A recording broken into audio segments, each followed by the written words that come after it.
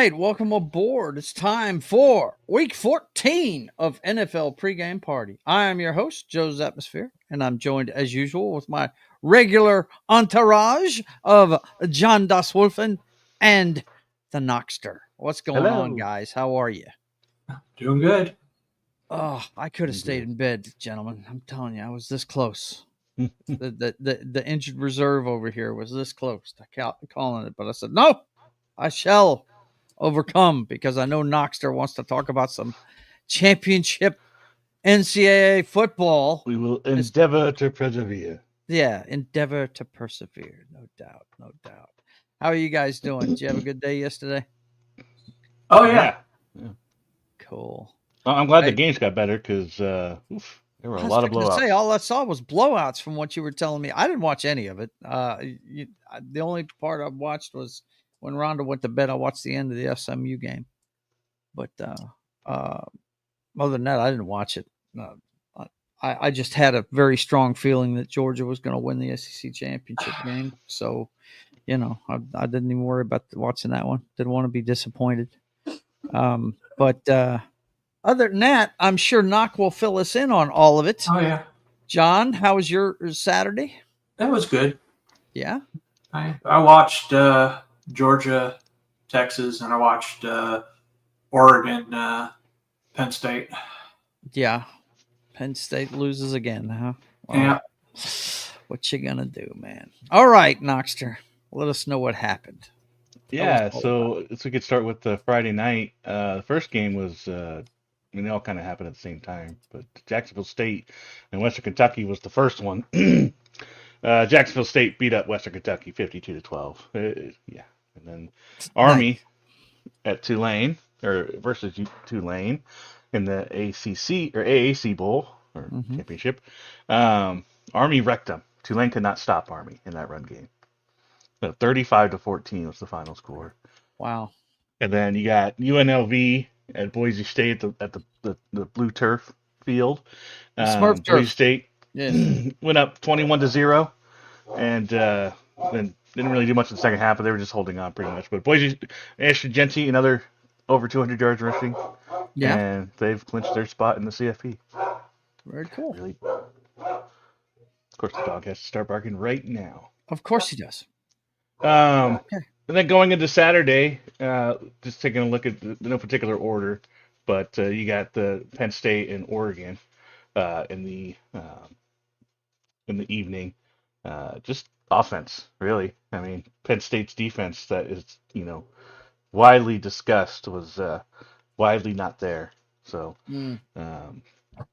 but I mean, I'm actually surprised at how well their offense did. Penn State's it made it an interesting Trying to game keep for up. sure. Yeah. But they couldn't. They just couldn't stop Oregon. It was just too much. Oregon was just too good.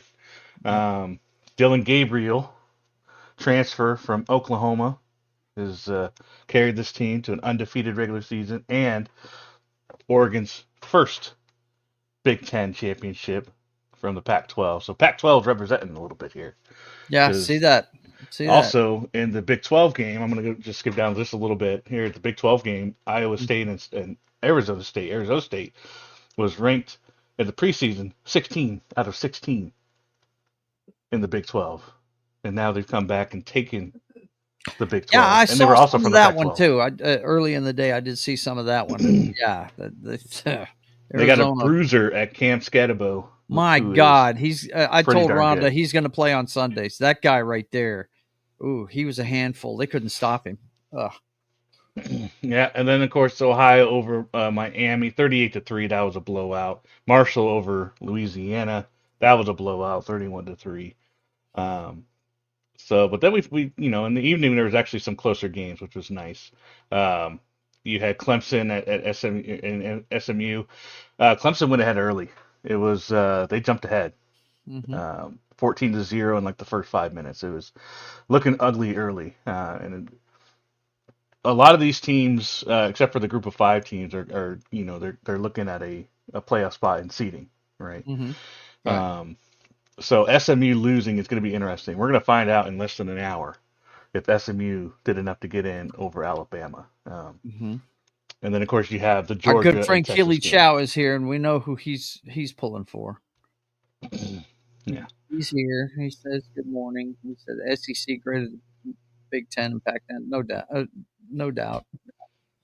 But we all know that he's a Roll Tide guy, so he's hoping that Alabama can get in there. But we'll see. We'll see. Didn't they need really? They really needed SMU to win that, didn't they?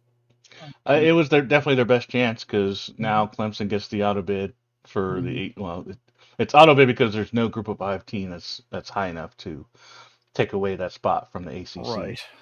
If Tulane had gone undefeated, then they'd be in over either the ACC or the Big 12. Most likely the ACC. Gotcha. So did see the end of that. Hang on, real quick though.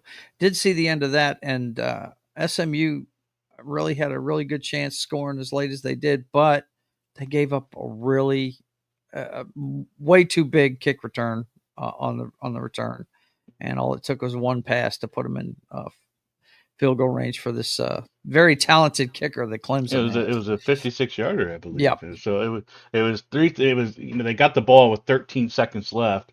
Mm-hmm. Well, the ball was kicked off with about 13 seconds left, and then like Joe mentioned, there was 3 things needed to happen: a big return, one complete pass, and a field goal. And all 3 of those things. All 3 of those things happened. So, but credit SMU, they were down 17 points at one point, and they came back. And with 20 seconds to go, they did their play to a couple seconds off the clock. But in this, you can't trust the leads anymore. No. If you have a field goal kicker, you have a chance. What's the Kansas City always says? What was it? Is it 15 or 13 seconds? I can't remember. 15 seconds. 15 seconds. That's it. Yep. No. And then probably the game of the day, the closest game of them all, had to be one of the closest games. Georgia and Texas. Good game. Texas tied it up before the end of the game to force overtime. Not much offense in this one.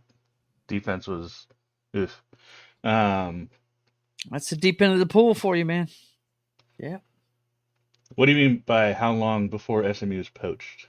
Oh, the coach. Well, why would he? Honestly, I mean, so it's an interesting thing, and I think it also depends on the future of college football, right? But why would he? You're in the ACC.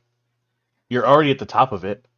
Yeah. He's going to make a lot of money, and you don't. Why would he? What is he going to do? Go to SEC where he has to go against everybody else?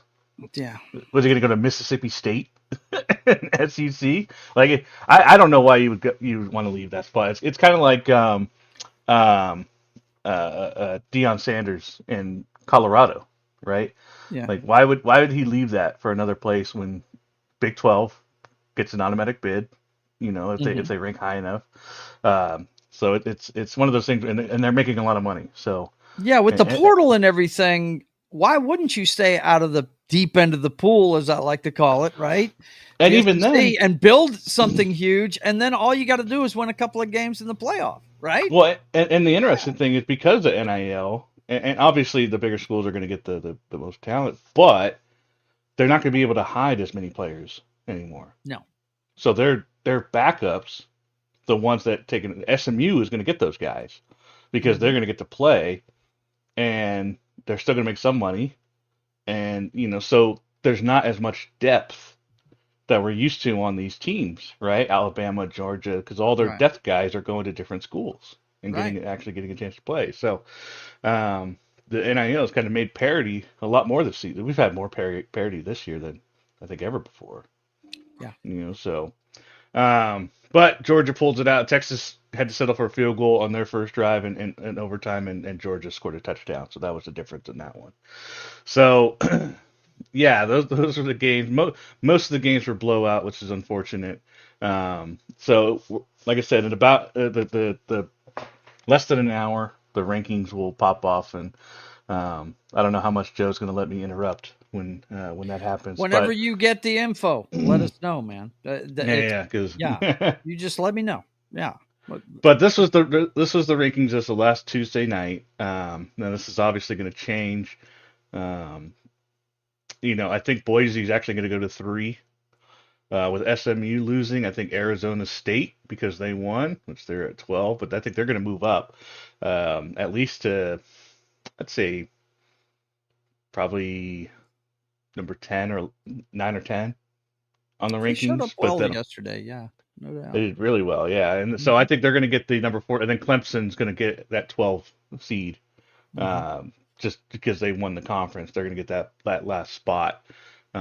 And then they'll be the fifth conference champion on the list. So Texas, they're going to drop down to probably like 5 or 6 or 7, something like that. And Georgia's going to get the number 2 spot. Indiana's not going to move much. I think Bama. That's the biggest question of today. Is SMU is losing a conference championship going to take you because SMU is number 8 right now. So is losing the conference championship going to cause them to drop below Bama? And it's one of those things where it has far-reaching, questions as far as why go to a conference game? Yeah. If you're looking at Notre Dame, you're kind of pissed. If you're looking at Indiana's right on the bubble. So it's like, okay, well they didn't play. Tennessee, Ohio State, they didn't play. Yeah. So what? Because they didn't play. So if SMU, who was at number 8, hadn't played, they'd still be at number 8 because you can't lose a spot unless another team above you does better. But that would be someone playing in the championship. So this is going to probably be the biggest controversy. This is up today. I think everything else has fallen pretty much in space. It's just going to be a matter of seeding, what seeding they're going to get. But everyone else on this board is here. Right. Yeah, it's just Georgia's going to move into that number 2 spot. Right. And, Boise State's going to move up to 3, I believe, and then Arizona's going to move to 4. Clemson's going to get into the picture, and then it all depends on SMU and Alabama. That's the last spot that we're going to find out today if losing a conference championship knocks you out because that's a huge precedent. That's a huge precedent. Yeah. Forget everything else. Forget everything else. Whether Alabama had a harder schedule. Do they both have the same amount of losses? No, Alabama has 3 and SMU has 2. This would be SMU's second one is the loss to a conference championship. So, but then you get into the whole discussion of who had the hardest schedule and all that stuff. But still, what is the point of playing in the conference championship if all it does is if it's going to cost you a playoff bid? Yeah. Especially, and I think there would have been at least a better reasoning for Alabama being in it if SMU got smoked. Right. But they didn't, and they didn't. It was a last second that close crazy to friggin' winning the game. It was almost overtime, and once you get into overtime, at that point you've proven that you're basically tied, right? And they were close to getting that. It's just a great play on special teams, and then one good catch. They only had one chance to get a catch. Yeah, that was it. There wasn't enough time. The dominoes fell. Yep, that was it. Yep. Yeah, there's some bowl games where they're not really worth mentioning at the moment. So at this point, I'm just kind of waiting. Yeah, let's wait till next week. We'll see what the bowl picture looks like. Yeah, they're getting announced today. There's only like a handful that are even announced right now. They're all the rest of them I think are gonna get announced today. So not even gonna bother with that one. Only game we got next week is Army Navy. That should be an interesting one. Both have been pretty decent this year. I think Army's interested to see if Army ends up coming to the Independence Bowl this year. I definitely want to go if they come this year, because they had a 3-year contract with the Independence Bowl. They've played here the last 2 years, so I got a feeling they're going to get scooped up by a bigger bowl, though. If you understand what I'm saying. But yeah, the Army Navy game, and then it's on and popping with this stuff, no doubt. Let's see. Gridiron Master says college football needs to dump the committee and go off of rankings and season results. Yeah, but who creates the rankings, though? Yeah. Rankings are subjective. The rankings, last time I checked, are the AP poll, and then you've got the coaches poll. That's the 2 polls. No, the committee creates the rankings. Yeah, but even still, that coaches are people. Yeah. So how do you create the rankings and then the season results? I mean, yeah, sure. If we want to do the SEC championship every single year, fine, cool. That's cool. I like there being other options. Here, and we thought that all the controversy would be over with the 12-team playoff. nobody really thought that. No, if anybody says that, they're lying. No one really believed that. Yeah. This was always going to be a thing. Now, in this particular case, I don't think it's as egregious. This year, it's just the committee needs to decide. Is a better strength of schedule with one less loss better than losing a conference game? It's a pure simple question. Yes or no? And that's what they're going to decide. And at noon today Eastern, they will go through. They usually go pretty quick, so we're going to have the top 25 because they like to start with it, and then they discuss it for the rest of the show. At least that's what they've done in the past. I think they'll do that here. So we'll have our top seedings once before the end of the show today. Well, you just monitor that and let us know what's happening with it, and I will be glad to defer to you at any point, because this section usually goes a half an hour to 40 minutes, and we're wrapping it up at 20 minutes. So yeah, we got plenty of time for you to. Plus, this is I'm not gonna lie, Joe. I might take today off of football because today sucks. Today's awesome. Well, as far as matchups go, yeah, it looks like there's a lot of overmatched teams, but you never know on an NFL Sunday. I'm gonna keep the football game. I'll probably do red zone, but I mean, my goodness, like I was looking at it today. My Broncos are off. My interest in this week is right. I think there's a couple games in the evening that are fine, but these 1:00 games are. It's a big game in my division, Seahawks and Arizona. We'll get into it, but. Anyway, the first thing I want to talk about today, though, I really feel like we need to talk about this before we move into this week, was this game last week, and I know you guys are going to know what I'm talking about here. It was the game between the Texans and the Jaguars, and if you didn't see it, one of the worst quarterback slide hits of all time was laid out on friggin' the supermodel, Trevor Lawrence, in that game by what was his name? Al Shear? Is that his name? Yeah. And I've heard his coach try and defend him and all this other stuff. Watch the footage, guys. He goes forearm first. He was looking to nuke this guy. He really was. And he blasted him. He got the dreaded bouncing the head off the carpet thing. His arms went straight and everything. And there was a big scrum. The first I heard of it, Knock was telling me about it in the text. And apparently both the benches almost cleared on it. And but I just want to get your thoughts on this hit right here. He's out for the rest of the season. So my thought is this: if that guy's out for the rest of the season, Al Shahir should be out for the rest of the season. Yep. It should cost him playing time for the rest of the season, I think. What do you guys think about it? I'm going to side with Tom Brady. And what did he say? Tom Brady thinks it was a late one, and Trevor should be fined as well. Oh, late slide? A late slide. Late slide. Oh. I think slides are ridiculous. Because okay. Once you leave the pocket, you should be considered a runner. You're a runner, no doubt about that. And I think they should, in that case, they should ban sliding. Really? At that point, he was so far out of the pocket that it's not even funny. And then it was a late slide. Because you have how many times have we seen Patrick Mahomes do a fake slide? I think it's because there's a moment now he skirts with it a little bit, but there's times where you see them start to slow up as if to start to slide, and then he keeps going. Yeah. And as a defender, like, what are you doing? You're going a million miles an hour. As soon as you see him slow down, and these NFL players, they can tell, right? They can tell when you're about to slide. That's the whole purpose, right? Is that they're supposed to know, right? When they're going a million miles an hour. Yeah. So when someone like Mahomes slows down and is about to start the process of sliding, that's when the defender slows up. And then someone like Mahomes just keeps running. And that fucks up the defender, right? Because he's trying not to get a penalty for hitting someone that as soon as he starts to slide and he gets hit, that's a penalty. Yeah. Right. And then just keeps running.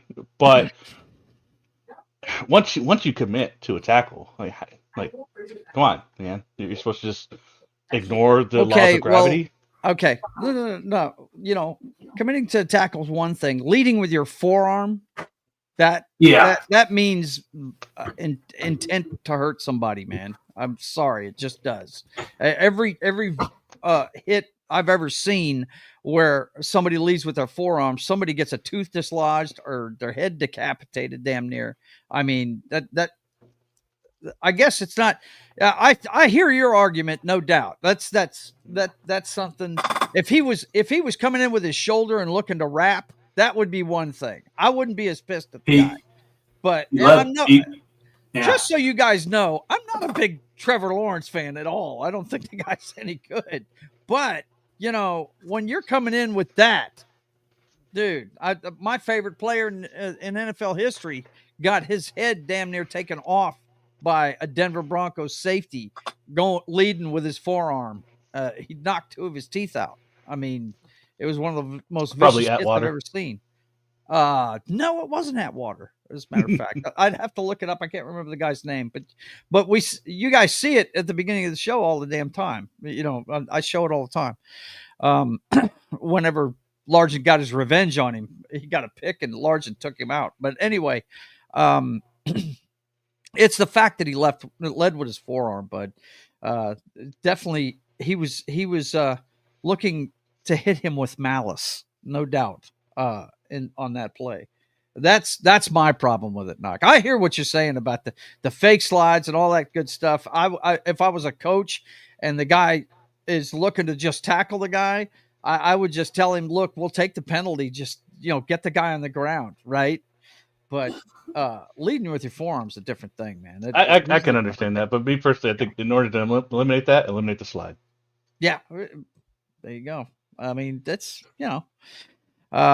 with the rules the way it is right now, though, that was wrong of that guy to do that. It just was. When you told me there was a brawl, I looked into it and I was like, well, yeah, I guess there was. If I was one of his teammates, I'd be pissed off. I would too. Let's see. Yeah. Killy Chow says the Texans and Jaguars were playing a football game and an AEW brawl broke out. The only thing missing was one of the players using a steel chair to hit someone with it. That might have happened on the sideline. Yeah, it might have. Yeah. Gridiron Master says you can penalize a fake slide before banning the slide, right? You could. Yeah, it is now illegal to do a fake slide. Yeah. But it's got to call be it balking. Legal. They have a balk in baseball. They have a balk in baseball. Yep. So make it a balk in football if you go to slide. But anything that has to do with baseball, I can go without. So let's not do that. You guys are giving me the hiccups. Oh my God.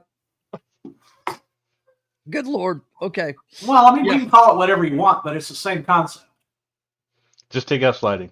Yeah. Huh? Well, quarterbacks need to be able to give themselves up. Why? Because because the entire defense's job is to take that guy out. That is their job. Yeah. And so that's incentive not to run. They have to have protections for the quarterback, bro. I'm sorry. Not when they become a runner. Not when that's the problem. That's the problem with the NFL right now. Is they're saving their investments rather than the integrity of the game, and it was pussifying the game.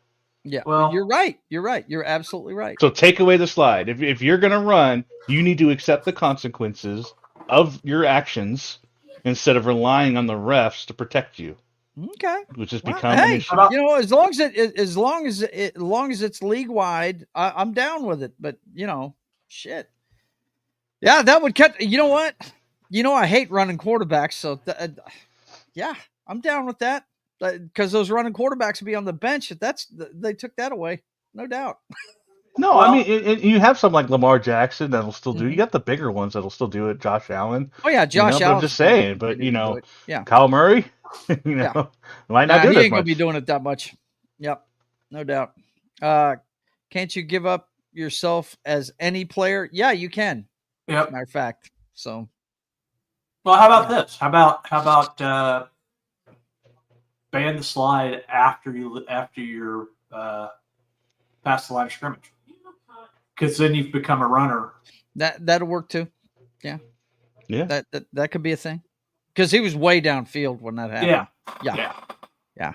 But either way, because here's my issue with the sliding is you take away the chance of a punch out as well. Yeah, you do. Yeah, you do. Because the play's over as soon as you slide, right? They even drag the ball, even if you slid 10 yards, the ball's back where you started to slide. And so I think, I don't know. Yeah. Get rid of it. Well, I think the argument here is the fact that he led with his forearm. That's the thing. It was an intentional hit, as opposed to I'm just trying to tackle the guy. Right. And I think he got a 3-game suspension, but he probably should have gotten more. Yeah.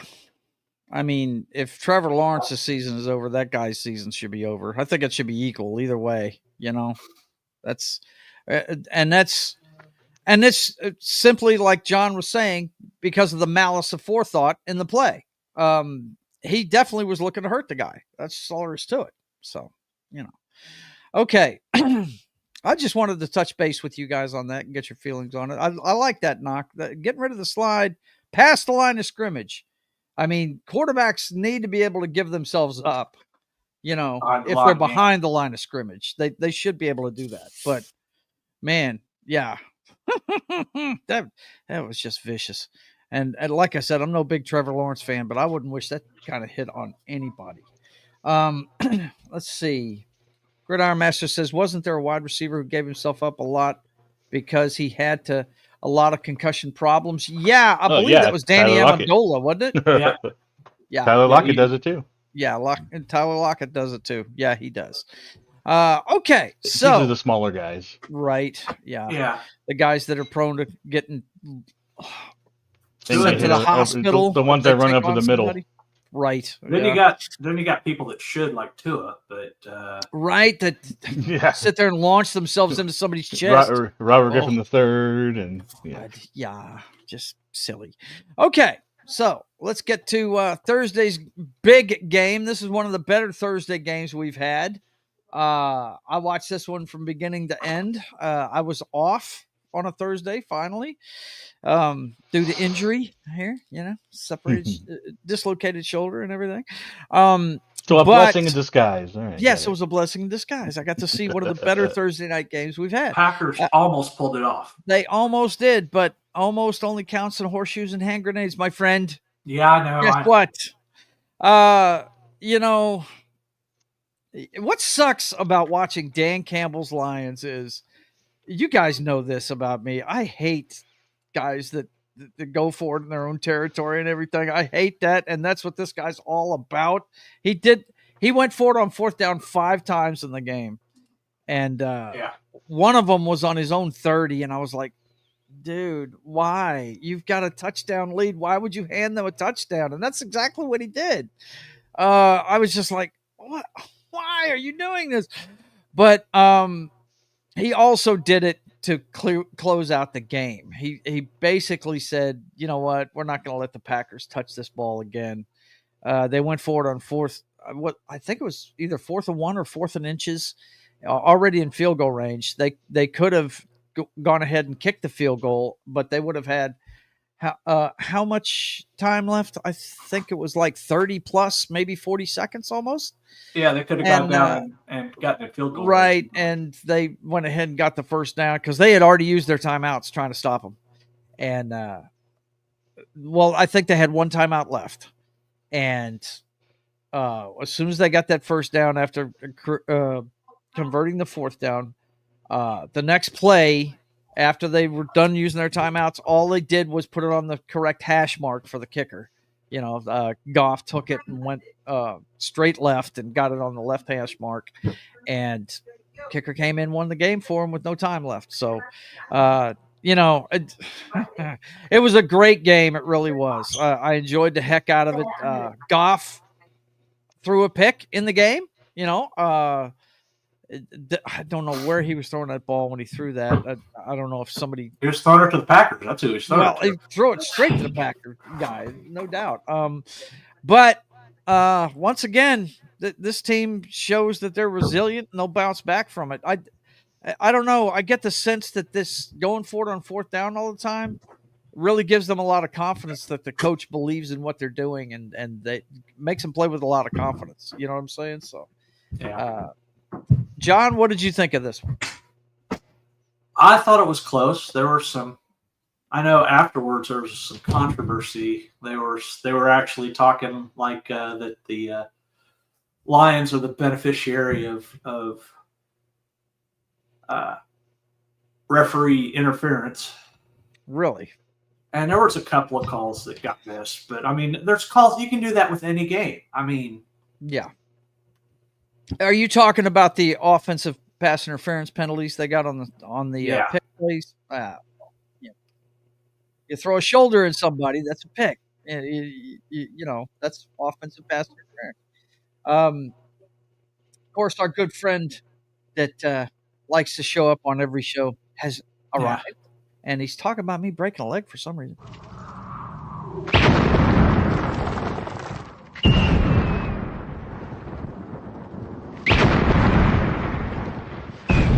There are some who call me Tim. Hail to you, Tim. Good to see you. He says break a leg. Of course, you know, that's show business lingo for have a good show. Appreciate it, man. It's good to see you. Gridiron Master says Dan Campbell was pretty good tight end at Texas A&M. Yeah. Oh, dude, I watched him. The one team I saw him a lot. Of course, we get a lot of Cowboys games, and when he played for the Cowboys, I watched him. I thought he was a really good player, you know. But it's just the way he calls a game just drives me bananas. And Knock, you know exactly why he drives me bananas. Because look, guys, if you've ever watched me play Madden, I'm basically Jeff Fisher. I bore you to death running the ball constantly and then throw it deep every once in a while. My offense will put you to sleep. It's just like that. Knock, what did you think of this game and everything that unfolded in this one? I mean, I watched mainly the highlights. I don't get to watch. I don't get to watch very many Thursday night games. Mm-hmm. But it was fun. It was a fun game.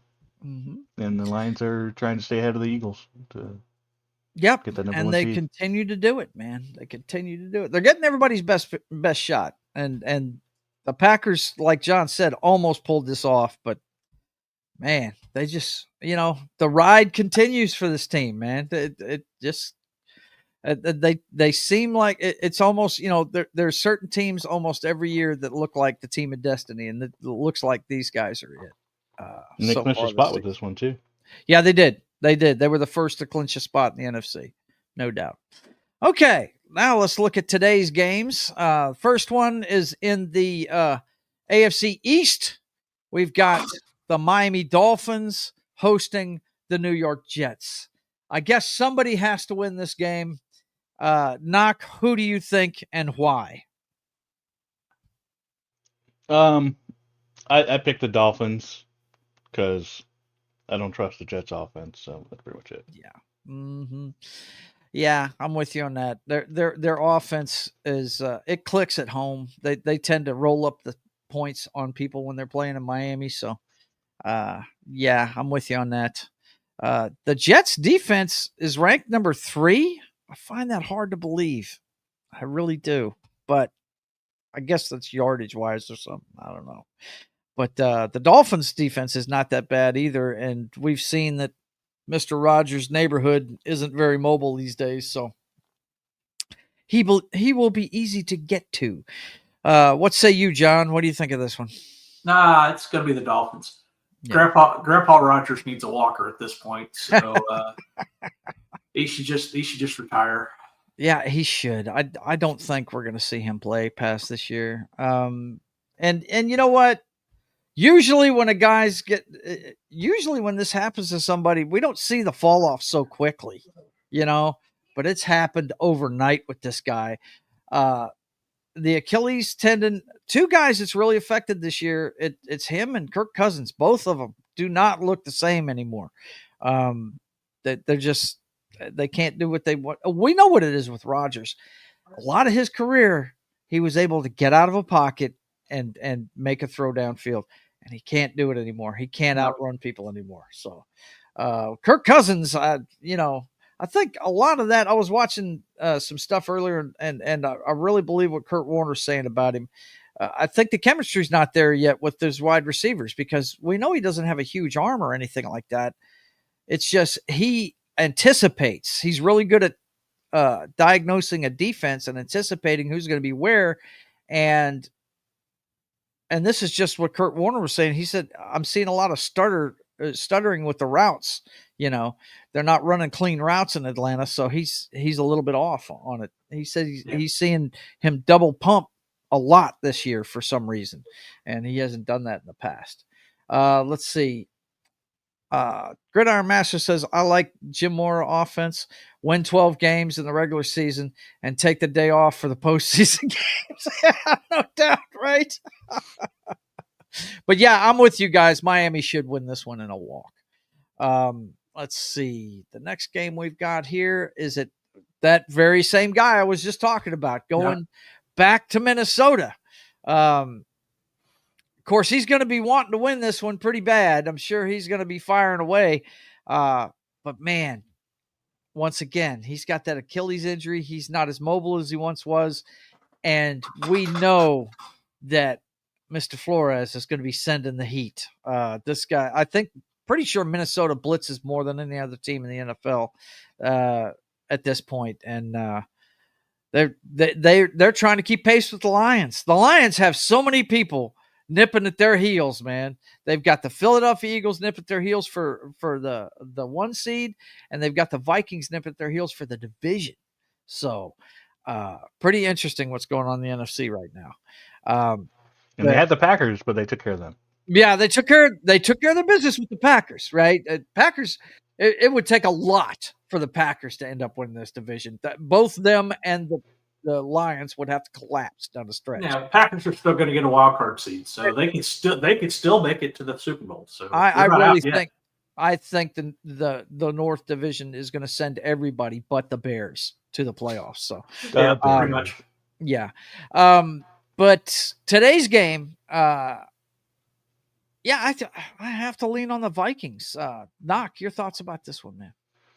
Well, we're already starting to get grumbles about getting Penix in there, and I think if the Falcons lose this game, that's just going to get louder. Yeah, it is going to. I don't know if it'll happen. You know, it's very hard for owners to let their coaches sit a $200 million man. So just look at Watson in Cleveland. Right, get injured for them to take him out. Well, to his credit, Arthur Blank is one of those guys that really keeps his hands off. He lets them do their job. I do have to say that for him. So, you know, they're probably going to keep Cousins in there as long as they can. But go ahead. I didn't mean to interrupt you. Go ahead. No, I just think that's it. I'm leaning the Vikings myself. They just, I don't know. This team's weird. They're doing it. Yeah. They're doing it. They're leaning on the defense, and Sam Darnold is. I mean, we said it week to week, and it's true. He's the best game manager in the league right now. He is not making the mistakes. He is not giving the other team the ball. Nope. And so if you've got a defense that's performing like that, and you got Justin Jefferson, all you have to do is get that ball to him 3-4 times in a game. He's going to produce at least one touchdown, right? So, and I'm not sure who's running the ball for them these days. Aaron Jones from Green Bay. That's right. Yep. The ex-Packers running it for him. Mm-hmm. It's so weird. It's so weird. And they got Hawkinson back as well, which is, in my opinion, one of the bigger things. That's too. even better. And he's just getting healthier and healthier. They got him back a few weeks ago, and it's just, it's clicking. Good. Yeah, man. Dude. Yeah, it's a rough road for the Atlanta Falcons.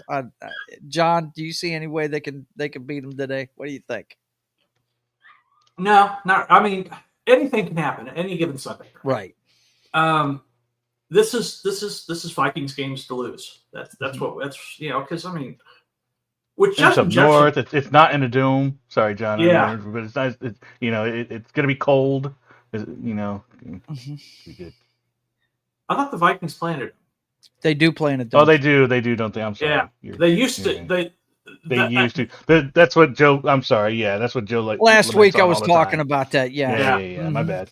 Mm-hmm. But it's going to be cold on the walkway in.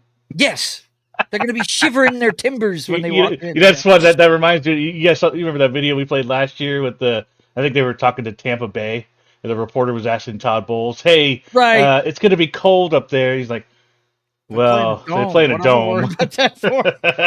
Yeah, he just looked at it like I just made that mistake. So all right, sorry, Yeah. John. Go that's ahead. cool, man. Well, it's basically. I mean, Darnold just has to get it in the same zip code as Justin Jefferson, and it's a catch. Mm-hmm. Because Justin Jefferson, unlike a lot of receivers, is not afraid to go for that ball.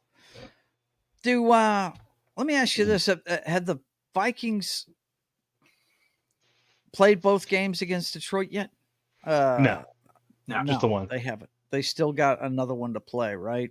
So they got a chance to They got to keep rolling, and Yeah. they're gonna keep firing, man. Yep. All right. So the next one we've got here is the New Orleans Saints hosting the New York Football Giants. Oy vey. Is Drew Lock starting this game, or is it Tommy DeVito? Tommy DeVito. But just real quick, sorry, Joe. I wanted to look it up real quick to confirm it. Yeah. Vikings and Lions play in the last game of the regular season. Oh my God. On If January 5th. Wow. Wow. And the Vikings play the Packers the week before that, and the Seahawks the week before that. I hope It's gonna they be a fun last 3 weeks for the Vikings. I hope they. You know what? I really hope that Philly and Minnesota and Detroit all win all their games all the way up to the last season. That would make that last season must see TV, especially the Lions Vikings game. Wow, that's cool, man. Yeah, I don't know who made the schedule this year, but that's fantastic. Well, That's they awesome. like to do the divisional games in the last week, so Yeah, they do.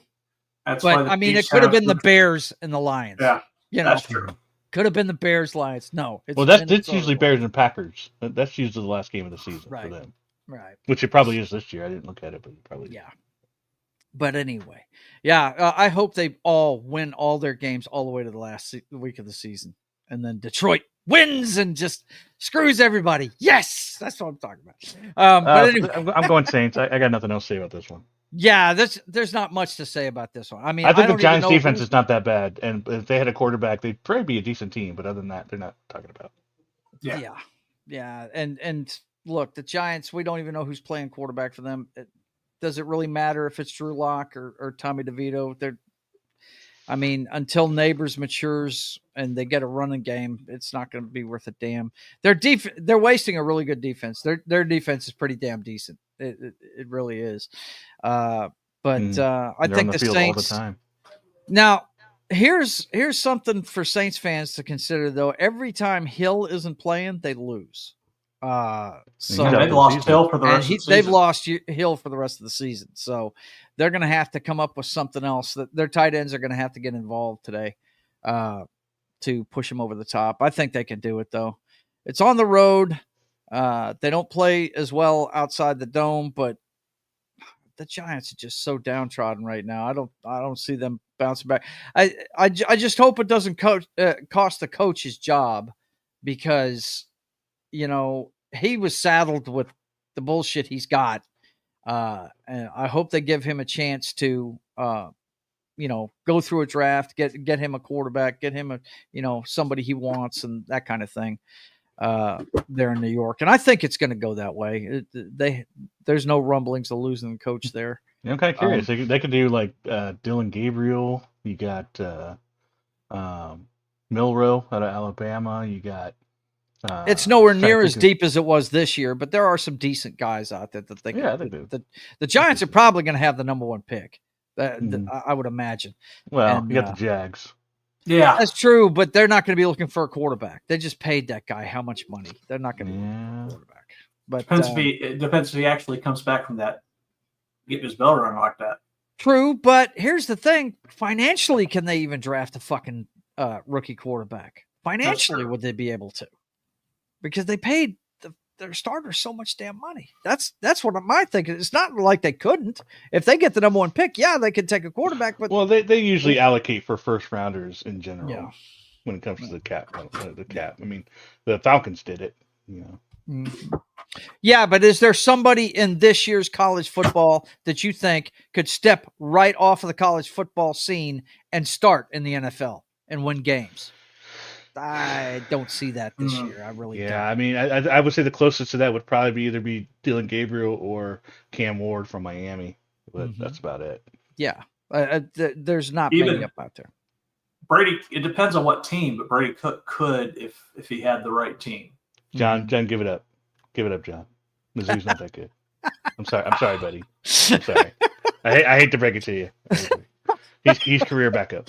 Oh man, here we go. Okay. Well, we'll move on from this one. We're really talking way too long on this game because it's not going to be worth a damn. The Saints should beat this team to death, but they'll probably keep it close, knowing the Saints.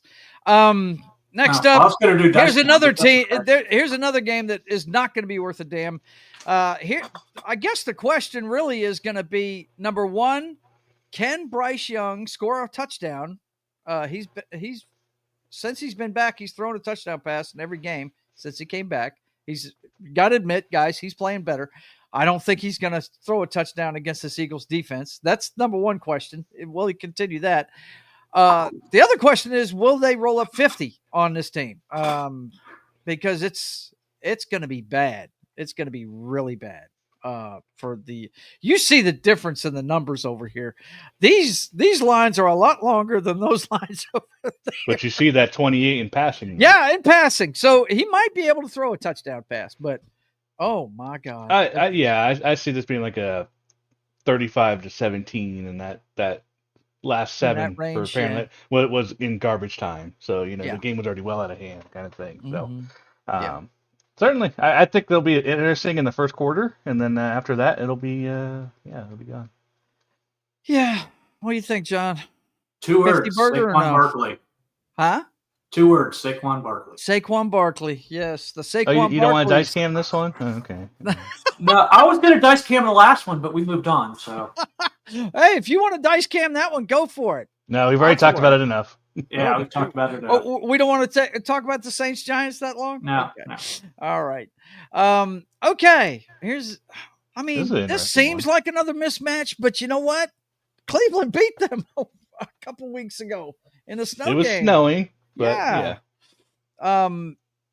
We've got the Pittsburgh Steelers hosting the 3-9 Browns. Wow. George Pickens isn't playing tonight either. Yeah. Today. Pickens isn't playing?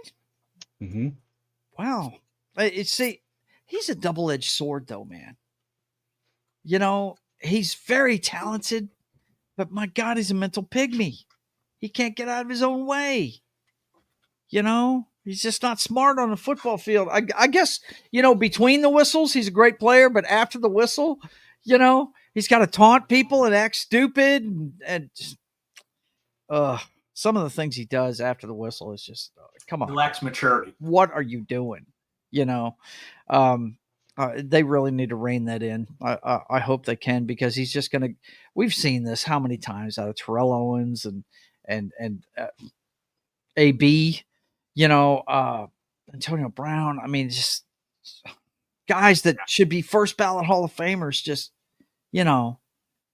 blowing it because of their ego. It's just, I don't understand it, man. But anyway, today, hey, this could go either way. It's a division matchup. I'm going to go Steelers just because they're the home team. Cleveland was the home team last time and they won. So I'm going to go with the home team this week. John, what do you think of this one? Yeah. Well, the Browns like to play spoiler a lot. Yeah, they do. They do. This is the time. This is the time of year they start winning. Yeah, it is. But I think Pittsburgh's got enough talent that they don't have to worry about Cleveland that much. Mm-hmm. It's like I said, they can still play. And he said it's a division game, so you can throw out records at that point. Yep. Because they're both going to be playing as hard as they can. Yep. So, but I'm still going to give Steelers the edge. Yeah. Knock. Yeah, I mean, Winston's going to Winston, and there's probably going to be a pick six in here. Yes. I think that'll be the difference. But there's going to be touchdowns too. That's the thing. Yeah. Guy's talented. He is. You've got two of the best pass rushers in the game are going to be on the field today. Yeah. You got Myles Garrett, who's basically a one-man show over there, and you've got TJ Watt, who actually has help. Hayward is getting in there this year too. When they double team TJ Watt, all of a sudden Hayward comes up and gets the sack. He's got a lot of help. Myles Garrett really doesn't. He's double team him, and you pretty much gotten rid of the pass rush when it comes to Cleveland. So, yeah, I'm thinking Pittsburgh all day. Okay, next up. Gridiron Massacre. Yeah, that's definitely what the Browns are. They're just a stumbling block. Are the Browns just a stumbling block for teams on their way to the postseason? Yes, they are. That's exactly what they are. Yeah. Well, they actually stumbled their way into the playoffs last year, if you remember. Yeah. And they had a shitty beginning of the season, and then all of a sudden the Flacco Sants carried them through. But we're not seeing the same thing this year with Jameis Winston. By the way, just wanted to go back about 5 minutes in the chat. Gridiron had asked, are there any 4+ year senior QBs? Yeah, they're out there. A lot of, between COVID, redshirting, injury red shirts, you got some guys that are in their 7th and 8th year. Like, it doesn't happen as often in QB, but it happens all over the place, depending on circumstances. Whether they're starters for all years, that's different. The last time that the Oklahoma Sooners won the national championship in '99, or was it 2000? It was either 99 or 2000. Chris Winkie was like 28 years old when he played in that game. He had been playing college football forever. It was ridiculous. Go ahead, Knock. I'm just saying, and then when you redshirt, you're only allowed 4 games, and I learned this yesterday. Apparently, with redshirting, it doesn't count in championship games. So Arizona had a wide receiver that was out. Their best one by far. Receiver had like 70, 80 catches, and the next guy was Scattaboo at 30 catches, and he was out. But they got one of they got a redshirt freshman in because it didn't count against it. I don't know if that counts for bowls and CFP as well, but I thought that was interesting that it doesn't count towards their redshirt. You can only do 4 games in the season, and then they can't play again. Wow. So sometimes we'll do it like early on in the season just to get them reps, and then they don't play anymore. Right. But absolutely. He says, I like QB to have 4 years under the belt before coming into the league. Well, you subscribe to the Bill Parcells book then, obviously. He always wanted a guy like, let's see, I think the last guy that he drafted was Chad Henne, I think. Guy that wasn't he your backup, John? Yeah. Last time you won the Super Bowl, right? Yep. I think he had to come in for a game too, didn't he? Yeah. But Chad Henne, that's why he touchdown. drafted him, was he had been a 4-year starter at the school he was at. So yeah, that's, and I understand that, but you know what? In today's college football, those are rarities. Really, they are. Well, what's funny, and the other reason I wanted to bring it up was because in the age of NIL, there's going to be more of it. Yeah, there are going to be more of it because there's going to be more players. Team. Yeah, no, because there's more players that are going to make more money than if they got undrafted in the NFL. Yep. Because not that many people get drafted from college. No, it's only like 300 folks. So it's hard to expect much from players that are 2 years removed from. It depends on the player. Like you look at Ryan Williams, the wide receiver from Alabama. He's a freshman and he's been ridiculously good.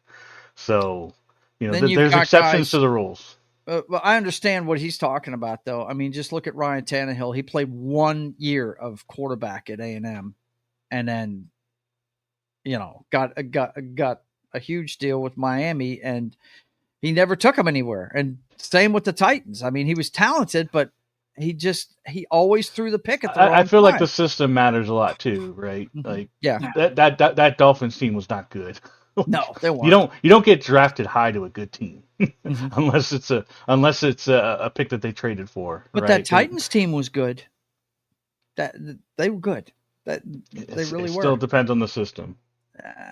He was the one thing holding that whole system back, if you ask me. But that's how I feel about what happened to Vrabel in Tennessee, though. I can't wait to see him coach again. Instant fan of whatever. Well, you could say it was bad coaching to pick him as his quarterback then. He didn't pick him.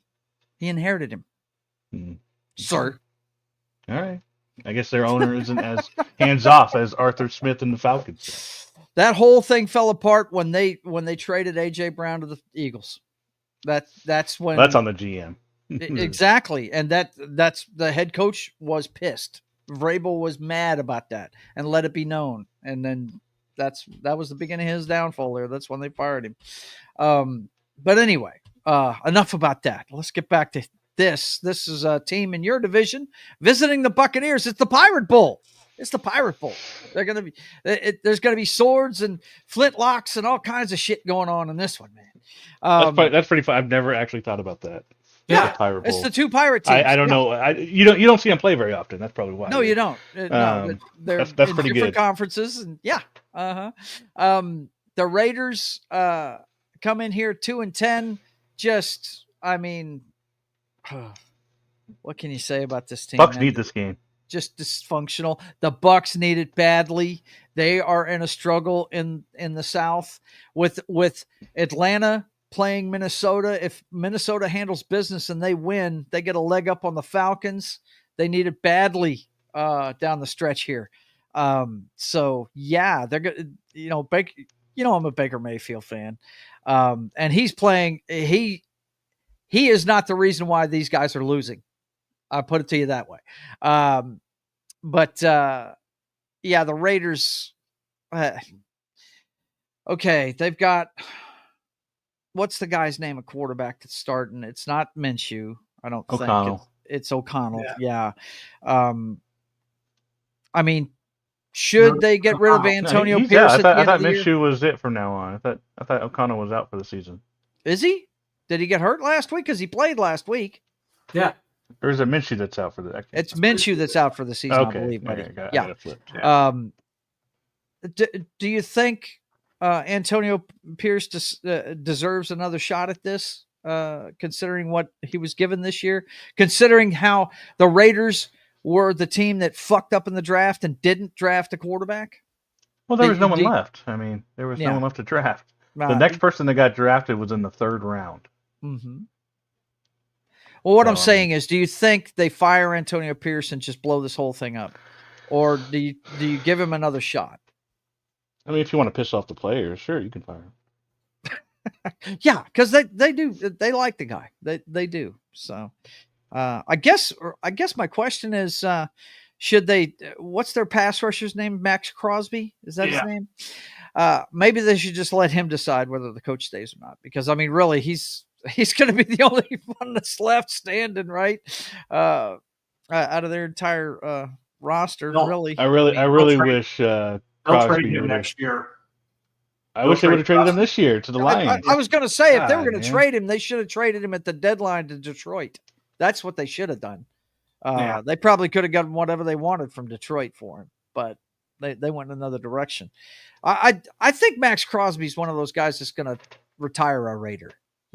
He fits their mold, both mentally and the look and everything. I mean, I just got a feeling he's going to stay there, but I don't know. I hope they give Antonio Pierce another crack at this. The GM is the one that needs to go there. He's the one that's not handling business. And I hear what you're saying about not being enough quarterbacks left. He could have traded Devontae Adams for to move up in the draft. He could have done something like that. The GM for the Raiders. So they could have moved up. There were plenty of quarterbacks. They could have moved up and got one, and they didn't. And they're paying the price for it this year. So I just hope that he gets another crack at it. As far as this game goes, it's Buccaneers all day. As far as I'm concerned, Baker Mayfield's going to have a field day on these guys. All you got to do is double team Crosby, and you've got it handled, I think. You see the offensive number there, man. They're number 6 in offense. Buccaneers put up the points. They just can't stop anybody. So, what do you guys think? You think Buccaneers in this one? Yeah, I'm going Bucs. Yeah. Okay. Hi. I think Antonio Pierce is the next coach to be fired with Doug Peterson. Yeah. And Peterson, I understand. And I'd like to see Antonio Pierce get another crack. They'll probably even though he played for a team I couldn't stand, he played for the fucking New York Giants, but I thought he was a good player. I enjoyed watching him play. So they'll probably bounce him and the GM at the same time. Yeah. I mean, that's usually a package deal, right? And you're going to blow it up. Go ahead and blow it up all the way. But yeah, another franchise that Carr has destroyed, right? Yep. Okay, next up, we got those Jacksonville Jaguars. And that's going to be Mac. Is it Mac Jones that's quarterback in there? I'm pretty sure it's him. Isn't he the backup for the Jaguars? Mac Jones. Yeah, that's what I said, right? He's going to be starting against the Tennessee Titans, who have looked better in the last few weeks. They have definitely looked better. Levis is starting to rein in his mistakes. And their defense is playing really well. Of course, they've been playing well all year. Knox been the one highlighting that all season long. Yeah, I mean, I'd love to see the Jaguars beat them just because I don't like what the Tennessee Titans did to my man Vrabel. But, hey, I don't think that's going to happen. I think the Tennessee Titans are going to handle this, but it could go either way. If Levis goes back to his turnover ways, it could get very ugly very quickly. But I just think the Jaguars are so demoralized at this point, because they had big expectations coming into this year. They really did. They paid their quarterback. They were expecting to do some things, and just hasn't materialized for them. And like John said, they're about to lose their head coach, I think, at the end. I think they'll wait till the end of the season. But, thoughts on this one, Knock? That highly touted Titans defense. Going with that highly touted Titans defense. Yeah. Mm-hmm. Yep. That's what I'd say. John, dice cam, or are you going? No, I'm going Titans. Just okay. It's the defense. I will say Mac Jones didn't look that bad coming in. I've seen worse quarterbacks, that's for sure. Yeah, but right. I like the defense. So. Mm-hmm. That's what I'd be hanging my hat on in this one. Just play ball control offense and let them shut them down. Okay, big one in my division. This, I mean, as bad as this week is, this might be the game of the weekend. Really, you've got the Seattle Seahawks at 7-5 and the Arizona Cardinals at 6-6. And this division I think is going to go right down to the last week of the season because everybody's playing 500 ball in this division. Everybody, even my team, which makes me scared for today because we won last week to put ourselves in this position. And now we're playing the Cardinals again. I'm scared by this one today, man. I'm picking my Seahawks to win but they're on the road, and we all know they don't play the same on the road. John, what do you think of this one? He says dice cam. Dice cam. 1-3 Seahawks. The lead in the West. 4-6 Cardinals. Gotcha. And Cardinals. It's a 6. The Cardinals are going to beat my boys today. Bummer. That sucks. Oh, man. What the hell?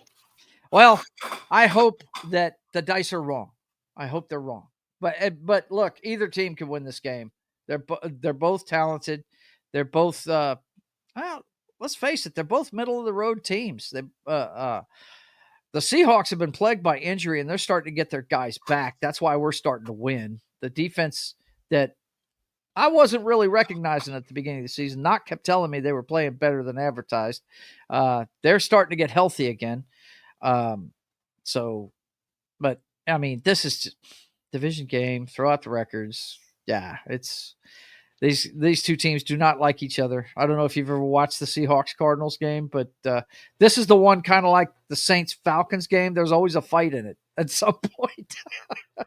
Knock, what do you think of this one? You think the Mighty Midget's going to go off, or will it be Geno? What do you think? I'm actually going with the Seahawks on this one. I think you can go either way, honestly. This is pretty. I mean, look at this. I mean, other than the passing, for the Seahawks is pretty even. Yeah, it is. But It is. and then It's very even. the Cardinals rush well and the Seahawks pat. So it seems like offensively they're kind of different, but they're both good at what they do. And then defensively they're pretty much the same. Yeah. So I'm just gonna go with the Seahawks on this one. This would probably be a coin flip or dice game or whatever as well. Mm-hmm. By the way, Joe, this is impromptu, but if you go on your Discord, I am streaming the selection show. Okay. If you just All want right. to see it and have it on the side On my for live. Discord. Okay. In the general voice channel. Gotcha. I don't have sound or anything like that, but it is showing. That's on cool. there. That's cool. I got it. There it is. Let me mute the mic. Make sure no sound shit is going crazy. Thank you, sir. Let me know when we need to look at something there, though. They've got the usual suspects. It's Nick Saban. It's Kirk Herbstreit. God, man, help me out with the names here. Yeah, guys Booger on the McFarlane. panel. Yeah, Booger McFarlane. I don't know who the two guys on the right are, and I never know that guy. I hate that dude. He's the voice on the college football game. He does the play-by-play. What I don't even know that guy's name. But anyway, yeah, they're doing it right now. The selection, the playoff selection show has already started. So if you guys want to watch that, check it out. It's on ESPN as we speak. Okay, so yeah, I'm hoping my Seahawks win, but it could go either way, guys. I see why John whipped out the dice on this one because it could go either way. Yeah. Look,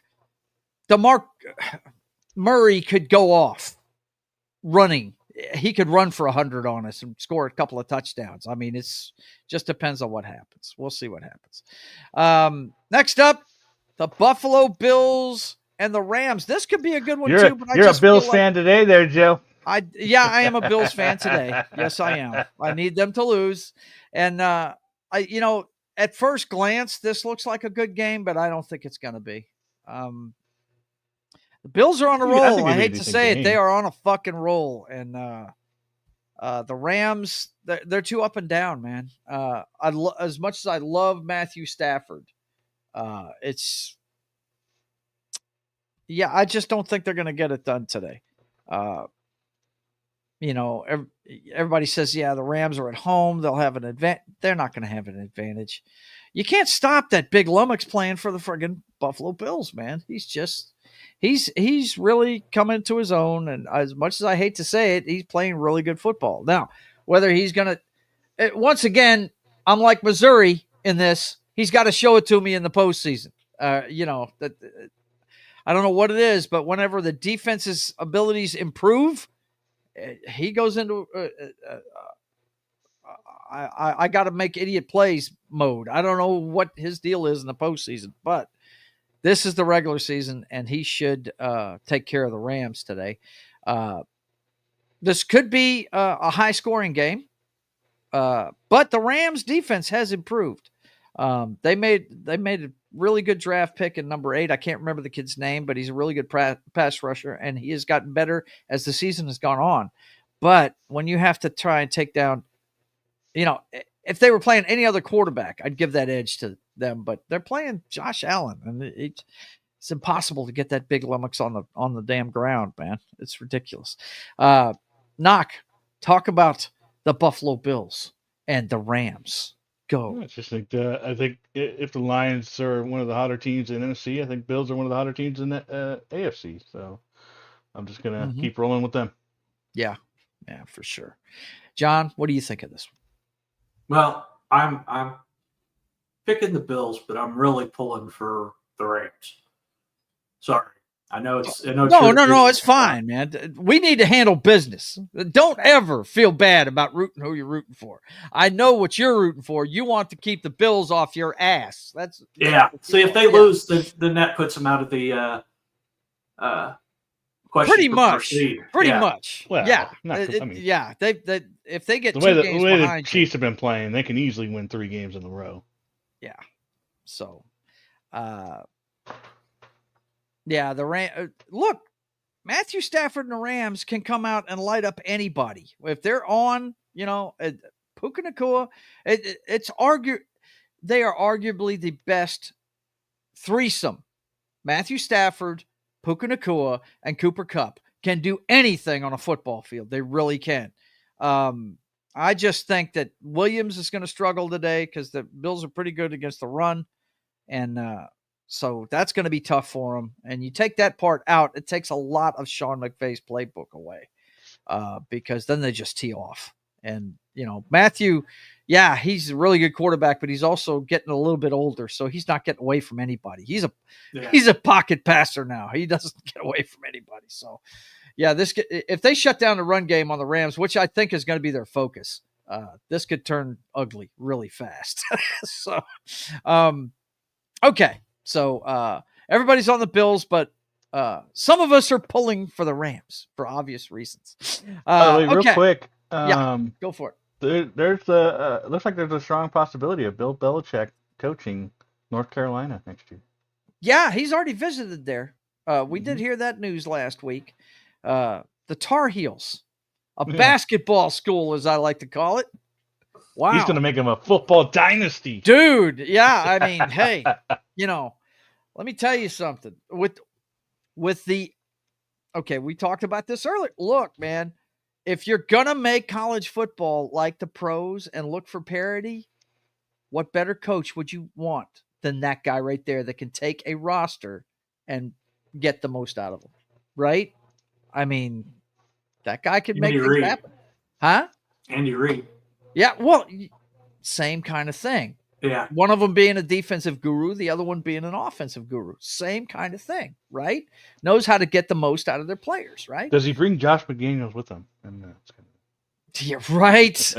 Oh, God. Oh, here we go. Vrabel as his defensive coordinator. New England Patriots South. Is that what we're going to have in college football, right? Let's see. Gridiron Master says, I want to see Jimbo Fisher win. Speaking of hiring old coaches. Yeah, I'd like to see him win, too. I really would. Jimbo Fisher's a hell of a coach, man. Okay. I've been listening every week to the college sports on the way home. And Jimbo Fisher is a regular on there now. Yeah. Mm-hmm. The CBS Sports Radio, and it's been fun hearing him. I imagine get to voice his opinion. The guy is cool. He is cool, man, no doubt. Okay, next up this week we've got the Chicago Bears going into San Francisco. Somebody's got to win this game. Both teams talented as all get out, but who do you trust more? I trust the San Francisco 49ers more. I'm rooting for the Bears in this one for obvious reasons because it's, the Niners are in my division and it's so tight. That division's going to go right down to the last week of the season, like I said. But I trust the Niners skill players more. Now, McCaffrey's out, right? So is Mason. He's out. So is Mason. They're down to the third string running back. Yeah. Damn.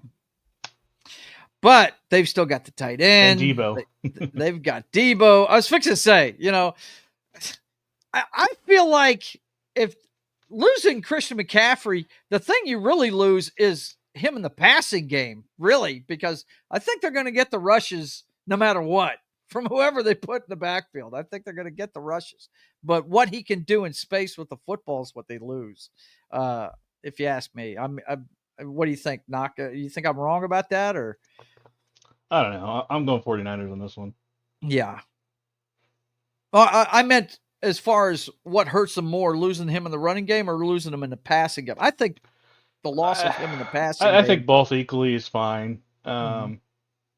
He's such a dynamic player that it hurts not to have him, but you can't hurt what you don't have. They haven't had him all season, so right. Right. And when they got him a couple of years ago, I said, he's injury plagued, he's going to be hurt a lot, and they haven't had to deal with him being hurt a lot until this year. So, it's, I hate it for him because he's a really talented player. He really is. But the Bears, do you think they can come up with something, John, with Caleb Williams after that? Yeah. I mean, the last time we saw him was against Detroit, and wow, oh, what a bad way to go out in that one. What do you think? Well, It's like I'm going to pick San Francisco. I was thinking about the Bears, but San Francisco's just got a better defense than Chicago does. And even though they're out pretty much their entire running core, I don't, third stringer, I don't even know who that is. Deebo Samuel. They've still got Deebo, and they've still got, they've still got George Kittle. So, I mean, they've still got too many weapons, even though they're missing like a third of their stars. So, yeah, I'm still going to have to go 49ers. Yeah. I think what's happened to the 49ers this year, and I think that Christian McCaffrey getting hurt really highlights it. Teams are loading up against their run and Darren Purdy to beat them now. And he's come down. That's what happened. Oh, man. Yeah. The curse got him. No doubt. Yep. The Madden curse got him. No doubt. Yep. Yeah, I should have picked that up on Black Friday, but I didn't. I've been playing the 24 game with old Josh Allen on the cover. So, I'll probably wait until next year to get the thing. But anyway, I think we're all on the Niners this week. But, hey, if Caleb Williams has shown flashes this year, I just think against this defense, they're going to give him headaches. So, yeah, that'll be it for that one. Okay. Tonight, we got a big game in your division, fellas. We got the Los Angeles Chargers going into Arrowhead, the actual Arrowhead Stadium. And playing the Kansas City Chiefs. This could be a big game, man. It's going to be a big game feel. Prime time, whole world's watching. The Chargers, they just got nobody to throw to. I like their quarterback. I like the running game. I like the defense. But, man, their wide receiving core leaves a lot to be desired, doesn't it? Wow. I think I've seen more dropped balls watching the Chargers play. I mean, it's gotten to the point where Herbert has started running with the football, and he doesn't – I don't remember him running that much before this season, but he's been doing a lot this year. And it's because – they don't have anybody who can catch the ball. It's pretty scary, man. Now, if Quentin Johnson magically starts being able to catch a football, I got a feeling he could do really great things once he's got it in his hands, but he's got to be able to grab it and hang on to it. It's just a shame. I'm leaning Chiefs in this one. Of course, Harbaugh is going to be coaching them up for this and everything. They're going to get the Chargers' best shot because, it's the Super Bowl for them. Knock, I'm going to give John the last word on this one. You tell me about these teams in your division and who's going to win and why. Knockster, are you busy watching the college thing? He left us. Okay, John, talk about your football team. What did you got? Well, our turnstile problem we've had at left tackle I think is going away. Because we're starting G.J. Humphreys today. Mm-hmm. So our Wanda Morris is not playing. Said read private chat. Oh, okay. Got it. Okay. Yeah. Okay. Go ahead. Yeah. So, it's, like obviously I'm picking the Chiefs. But, I think it's not going to be I don't think Mahomes is going to run around as much as, I think they're going to be able to handle Lesser Bosa and Khalil Mack. Khalil Mack's he's playing, but he's not 100%. He's been on the injury report all week with limited practice. So yeah. I think it's not going to be a blowout, but because Chiefs aren't doing that this year. But I think we're going to handle business and we're going to close out. Well, let me ask you this: Pacheco was cleared last week, wasn't he? Yes. They didn't play him, right? Yeah, they did. We didn't play him as much. We played him a few times, but he's chomping at the bit. Are you expecting to see him more tonight? Oh yeah. Yeah. Okay. All right. Knock, what do you think of this one? Well, yeah, it was making me mad. I was sorry. I was doing laundry. Yeah, it's cool. You said he had no one to throw to. Lab McConkey is awesome. That's true. Yeah, but if you double him,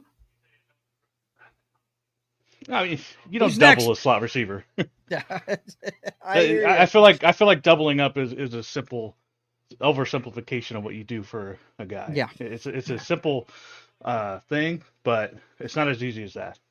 Mhm. You don't double someone every single snap of a game, depending on Yep. if you're doing a zone, man to man, that kind of stuff. Looks like they're doing the rankings right now. By Yeah, the way, yep. I can't put that on live. I will be hit by it. But no. I was thinking maybe just do a pause once it's finished. But we got Oregon at number 1. They're going down. It's kind of interesting. We yeah, got Oregon at 1 and Georgia at 2. yeah. So now they're going to figure out if Boise State, Arizona, or Clemson are going to be in the top 3 and 4. Yep, for sure. But finish your thoughts on the Chiefs, man. Yeah, I mean, this is going to be obviously the Chargers' biggest statement of the year. Mm-hmm. Are they ready to take the next step, or are they just going to fumble like they always do? So, Chiefs are vulnerable. They've been vulnerable for last month and a half. How about the last year and a half? But yeah, We were They vulnerable don't last year. particularly fumble. They're vulnerable this recently. So mm-hmm. this is the chance to pounce. But I don't know if Chargers can get it done. They're snake bitten. So yeah. I'm going with the Chiefs. But I want everyone to get hurt and to end in a tie, and no one wins. So, but And it's your probably Boise the State Chiefs. Broncos are number 3. Number 3. That's They- nice. Got up there at number 3. Yep. Oh, they're cheering. Oh yeah, they're showing them cheering there on the live They cam. get If a you guys bye are week. wondering where we're watching this at, we're watching on ESPN. It's also in the Discord. It's in my Discord. If you have my Discord, go to it. Actually, I tell you what, Man. I'll go ahead. But I think Arizona State's going to get number 4 though. give that to you folks real quick. Hang on. Well, they're ranked 9th too. They went up a spot. That's nice. Mm-hmm. Let's see my Discord. Arizona Have State. ESPN. You want to They're see ranked it? 12. There you go. Okay, so that means SMU or Alabama is going to be ranked 11th. Georgia's 4. Or no? Okay. Wait, what? They put them 12th, but they put them in the weird spot. You guys are in the 3rd spot, I guess, because of the conference you won, right? Because we are the highest ranked, higher ranked than Arizona and Clemson will be. I'm sorry, Arizona is 4. Arizona, they put Arizona in the 4th spot. Yeah. Okay, we got one more game to talk about in the NFL, and we will continue the Simpsons to, Bowl. Yeah. let you guys know what's going on. Yeah. The Simpsons Bowl. If you guys don't know what we're talking about, apparently on Disney Plus tonight and ESPN Plus, this game is going to be shown on Monday in Springfield, Missouri, home of the Simpsons. They're gonna animate the game for Disney Plus. And it's probably gonna be more entertaining than the actual game. Probably will be. Probably will be. I'll probably watch that a little bit before I go to bed. That's about it. Yeah, I'm gonna watch some of it too. I'll get it locally here on our local station. Now, usually when they do these animated shows, because they usually do them, relatively live, it's usually like 20 seconds behind. So just keep that in mind for your alert system. Right. Okay, Clemson is the first one of the field Clemson. of 8 bracket that's going to be playing in the first round. Clemson is the first home team they are showing because I guess they're not a home team. They're not a home team. They're not a home team. They're the away team.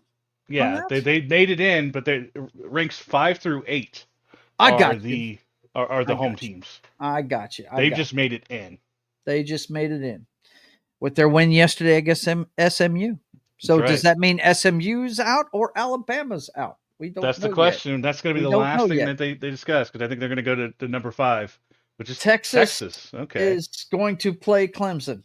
They're I see how they're doing it. They're filling the bracket by showing you what the matchups are. Mm-hmm. First one is number 12 Clemson against 5 Texas. Wow. Okay. Clemson and Texas. All right. ACC versus SEC. Woo. And then they get to play the Big 12 champion. Yep. Nice. But getting back to this one, I'm looking for the Bengals to win this one. I'm going Bengals too. Yeah, the Cowboys, they're demoralized at this point. Them and the Giants and the Jaguars and the Raiders. This is the crop of teams that these are the teams that really are playing. The players are playing for jobs now, so it's going to be interesting to see how they play down the stretch. But the Cowboys aren't completely out of it. They're not completely out of it. There's a chance. They're not numerically. So you're saying there's a chance? Saying there's a chance. I just don't see it, man. I don't see it. Have the Cowboys even won a game at home yet? I think they no, I don't believe they have. I don't think they have. Did they beat the Giants? I think they beat the Giants. Okay, at home. I think they did. So they've tied. Penn State is number 6 behind Texas. We're fixing to find out who they're going to face off against. Don't worry, guys. We'll keep going here. If you don't have this, we'll stay on until they tell us the rest of the teams. It won't be that long. But as far as this game goes, Joe Burrow, is there a better quarterback on a losing team than Joe Burrow? I don't think there is. Nope. I think he's going to slice this team up. But Micah Parsons could tee off in this game. I mean, we know their front line doesn't protect worth a shit. Number 7 is Notre Dame, boys and girls. Mm-hmm. That's kind of weird that they're just showing us by rank now. I don't know why they showed Clemson getting in first. Because they were a conference. They showed the conference. The conference champions. First. Okay, gotcha. Okay. But anyway, the Cowboys, you see they're number 10 against the pass, and that's what – but Joe Burrow is – look, man, he's playing lights out football. I just don't see a way that Dallas is going to win this game. He's going to outscore them because they've been putting up ungodly offensive numbers. They just – their defense is letting them down. But they're playing the Cowboys backups. They're not playing their starters. So, hey. I just really feel like it's going to be the Bengals. Oof. Let's see. Ohio State is number 8. They're gonna face Tennessee. You think? I know. For sure. Okay. Yeah, because they were ranked 9 last week. They didn't. Neither of those teams played. Ranking's not going to change. Yeah, if you guys want to see, I already put the link in the chat. If you want to see what's going on there on Discord, that's going to be it. Anything else you want to say about the NFL this week? You're right. The matchups are really bad this week. It's awful. They're what's our Thursday night game, by the way? Oh, yeah. Let's take a look at that Thursday night game. I forgot about that. Let's see. Week 15. We're getting down to it, boys and girls. Rams 49ers. I know the week after that it's the Broncos and Chargers. But this week we're on a bye. Then next weekend we're on Rams 49ers. Oh, okay. Yeah. Rams 49ers is who we got this time around. Hang on a second. Let me pull this up here. There we go. Tennessee 9. Another one in this division. Yeah, Tennessee, Ohio State. Of course, guys, we don't know the bowl games they're going to play in yet. We don't know that. All they're doing is giving us the matchups. But last 2, we're fixing to find out if SMU or Alabama gets in, huh? Yeah, Indiana's playing Penn State, and then we got to find out if it's Bama or SMU, huh? Yeah, pretty much. Okay, all right. So, but yeah, this is the game next week. Once again, my divisions are going to come down to the last game of the season, especially if these guys continue to play 500 ball. I'm looking for the Rams to lose this week, but I think who are the Niners playing? They're playing the Bears. Yeah. And I said the Niners should win. Yeah. This is going to continue to go back and forth all the way to the end of the season. So, the Niners, God love them, man. They just got bit by the injury bug this year. They really did. They got beat up. And that's just every year. Yeah. Like every year, no doubt. But they didn't deal with it very well this year. And really, I think the most shocking thing about the Niners is the play of Brock Purdy. He's making bad decisions this year for some reason. He's There's playing Indiana. like Mr. Irrelevant. Indiana's playing Notre Dame. Oh, I'm sorry. Yeah. Okay, that's right. Indiana's going to play Notre Dame. So I'm sure they're going to be Interesting. talking about their decision making on who the last team is going to be. Excuse me. I'm sorry. My throat is getting really dry. I haven't had coffee in a little bit, but that should be a good game. It always is. The West teams tend to beat each other up, so that'll be a fun one next Thursday night. Anything else you guys want to say about this week, other than the fact that this may be the worst matchups we've seen in a long time? Yeah, I might be catching up on Skeleton Crew. I might be watching the rest of Arcane. Right. Today sucks. Today does suck. No, By the way, I'm not saying there won't be upsets, right? There's absolutely a chance of upsets, but yeah. Yeah, there's definitely chances for upsets, but when you've got Carolina playing Philly, The Eagles, yeah, come on. what the fuck, man? It's bad. It's bad. But Yeah, my team's on a and like bye. I said, the best game of the day, I'd say 2 games have potential to be really great. The Seahawks Arizona game is going to be fun. If you like to watch 2 teams beat each other up, there's going to be a lot of injuries in my game today, no doubt. They don't like each other. The other one is the one tonight. The Chiefs and the Chargers game is going to be really good too. That's going to be a good one. The rest of them, they just don't look like good matchups to me at all. So we're putting up the Christmas tree this afternoon, so this is a good. It's a good day to do whatever you need to do on the side, no doubt about it. I'm actually going to have a beer for the first time in a week today. I've been on painkillers and I ran out of them last night. So here we go. And let's see, who's it going to be? Drum roll, please. SMU gets in. Keely Chow is upset at this point. Bama will not make it. I'm happy. Bama is not going to make it. The tide is rolled out. Oh my gosh! Maybe you shouldn't lose 3 games. Maybe that's what you should take away. Yeah, guess so. Or if you are, you got to win your championship game. Right. Alabama is out. History Alabama has been made. Out. That's huge. And Miami was definitely out. If Alabama's out, Miami's definitely out. Now look, would anybody at the beginning of the year have put this on their bingo card? Alabama out of the first college football 12-team playoff. Yeah, and you're going to have to put, and it's going to be on the coach, right? They're going to put it on Kalen DeBoer, with Saban retiring, and you got a new coach and from flashy Washington, and he couldn't pull it off in the SEC. That's going to be the storyline all season, off season. So then Miami, their defense just sucked. That's why they're out. Yeah, and they didn't play anybody. No, but that team's headed in the right direction. They really are. If they continue to build on what they're doing there, I think they're going to improve a lot. It's always good in college football when you can hate the U. You know what I'm saying? It's always good. It's kind of like the Raiders being down right now. Almost makes me not appreciate the NFL as much as I would if they were winning. You know what I'm saying? Because I hate the Raiders, and I love to hate the Raiders. Right now, I just feel sorry for the Raiders. All right, Joe, you could put it up now if you'd like. I have it paused. So all it shows right now is just the rankings. Okay, hang on 1 second. Let me go back in there. I went ahead and left, but I can be back in there in 2 seconds. Oh, well, then that's fine, buddy. I got it. Got it. Let's see. Okay. Watch stream. Bum, bum, bum, bum, bum. And there it is. I wish I could. I wonder. So Big Ten got more here we teams go. in Here we the go. SEC in. I got it, brother. Hang on. Here we go. Boom.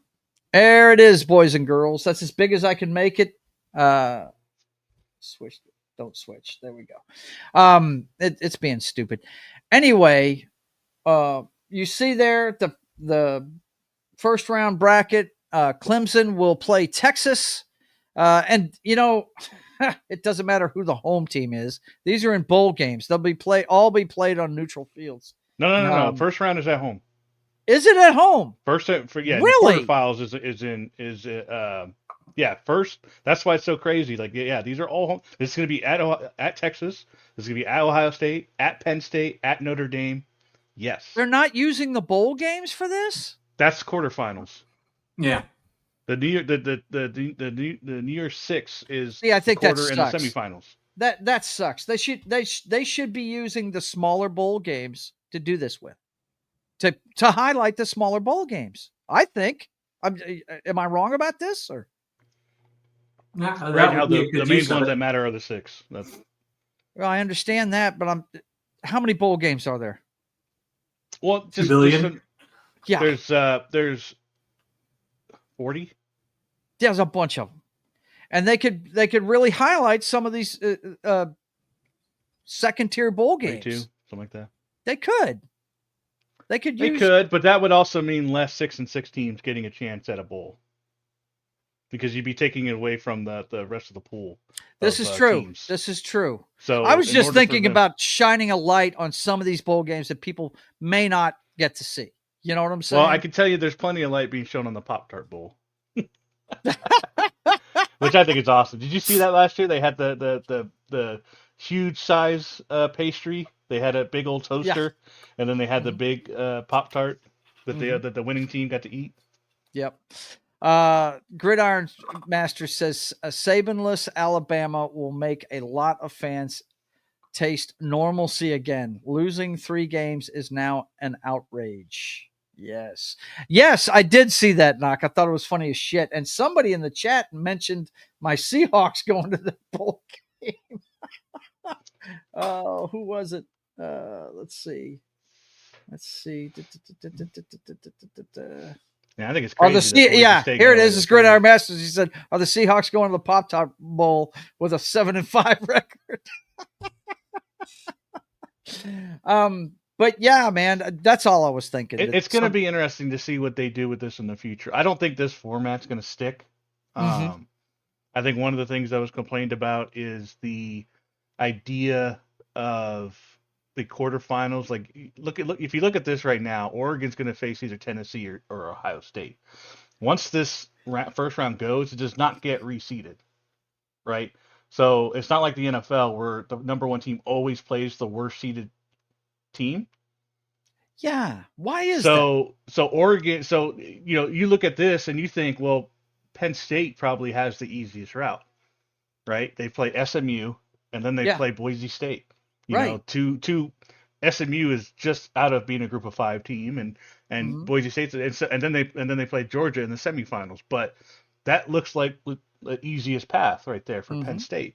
Clemson and Texas, Texas, the worst 8, conference champion, at home, and then they go to Arizona, the Big 12. SEC has no respect for Big 12, so you could say that's an easier one. Whereas Oregon has Ohio and Tennessee. So it seems like why does Oregon have to play a harder, schedule? So I think that's going to be something that's going to get. I don't know if it'll get tweaked this next year, but we're going up on the 14 team probably in a couple years as well, after next year. So it's going to be interesting to see what they do with the format. But this is what we got this year, and I'm happy. Well, okay. Now, seeing as the home teams do matter in this one. Hang on. For some reason, it keeps doing that. I don't know why. You've got Texas hosting Clemson. That bodes well for all these home teams are going to have an advantage, big one. Yeah. So it's going to be uphill struggle for these other teams. And what I think is funny is that the ACC champion has to go on the road. That's to a team that didn't win their conference championship. Yes, it's not like a division winner in the NFL to get at least one home game. Yeah, that's true. You're absolutely correct. That's it doesn't sound right to me. It just doesn't sound right to me. But then even in the NFL, you had, well, why should the Super Bowl defending champions go to Seattle, who was right? Yes. What was it? What were they? 7-9. Yes. And we know what happened in that game, and I'm glad it happened, and it justified doing it. The divisions. But that's always we have the opposite happening here. the opposite happening. Right. Yeah. I mean, Texas is the higher seed, so Mhm. they've earned the home game.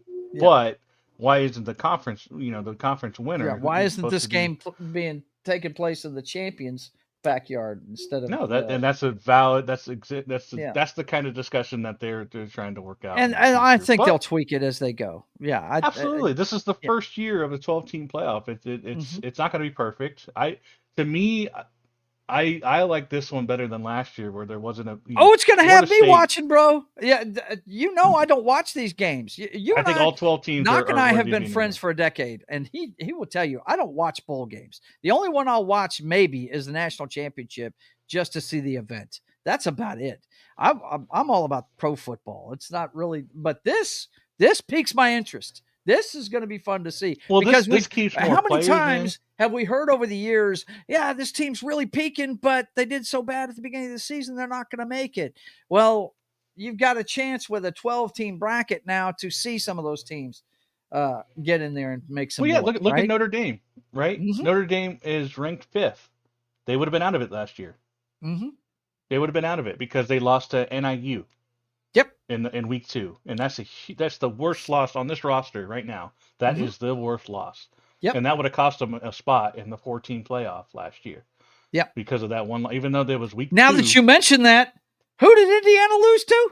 They lost to Ohio State. Right. And they're behind. That Notre should Dame. be flipped, right? That's the thing. That's been the discussion. But who is Indiana beat? That's been the other thing. Strength of schedule. It's all been coming together. I'm super happy that Alabama's out. We don't have to see them again. I don't have to see Jalen Milroe run for 200 yards on some defense. I think this is awesome. My Boise State Broncos. I don't know how far they're going to go, but they got to bye. But they got to bye. What's interesting to me though. Here's my issue with this whole bye stuff. All of these teams get a bye this week. Yes, they all right? do, except for Army. A lot of these teams got a bye last week. If Army had made it in here, they'd have had to keep playing. No, they would have too, right? Yeah. They would have. Mm-hmm. But all the teams that didn't play in the championship game, they got a bye. Mm-hmm.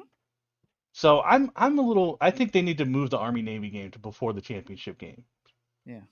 Honestly, and then I don't know. They got to do something with that week because I don't like how much time because we keep discussing the bye weeks when. So Boise State's not going to play for another 3 weeks, right? Because the Army Navy game next week, and then they have a bye week, and then that's usually all of them though. Knock. I mean, usually bowl week isn't until the week of Christmas and New Year's. They've all usually got a month. I've always hated that though. I've never liked that. Where in the old BCS you want to see the good teams keep rolling, right? That was like the old BCS way. It was like a month. Mm-hmm. They didn't play for a month. Because they waited until all the bowl games were done, and then they did the BCS championship. And then half the time, you wouldn't even get all the starters to play in these bowl games either. That's still the case. That's still the case. That may still be the case if they're going in the NFL, but if they're in a championship, there's 12 teams is a hell of a lot more than 2 teams. So Oregon, the only ones that we know are going to be playing their players is Colorado. That's because Deion Sanders says they're playing in their bowl game. Mm-hmm. But a lot of it's a business decision. Why risk getting hurt or anything like that? When you're fixing to join the NFL, Mm-hmm. But with NIL, you want to stick with that team for another year. Yeah. Make some more money. Make some more money before you go. So it's going to be interesting. I think there's going to be a lot less sitting in bowl games. Yeah. With all this. Well, all right, boys and girls, that is the picture right there. You've got Texas hosting Clemson, Ohio State hosting Tennessee. You've got Penn State hosting SMU, and you've got Notre Dame hosting Indiana in the first round, with Arizona State, Boise State, Georgia, and Oregon waiting in the wings. So that is the first 12-team college playoff field. And I'll be watching for the first time ever. I'll be watching the college playoffs. Really, I will be. It should be fun, man. Any more thoughts on this, boys and girls, before we get out of here? No, next week is going to be pretty quiet. We'll probably just gander over the bowl games, but there's not going to be much because, we could discuss the Army Navy game, but it's going to be a super, super short college look next week. Yeah, we'll talk about what bowl games are going on.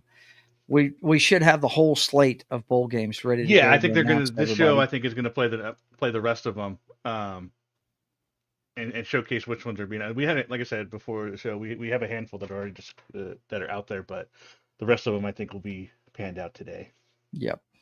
Okay. Well, that was a lot of fun. Enjoyed this one, guys.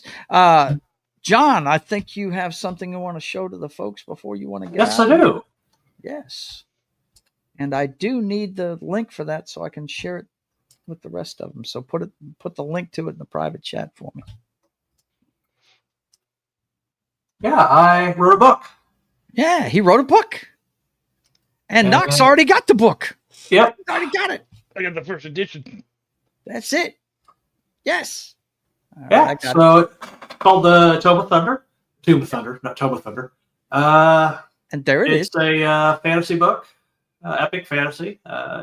Deals a lot with Norse mythology.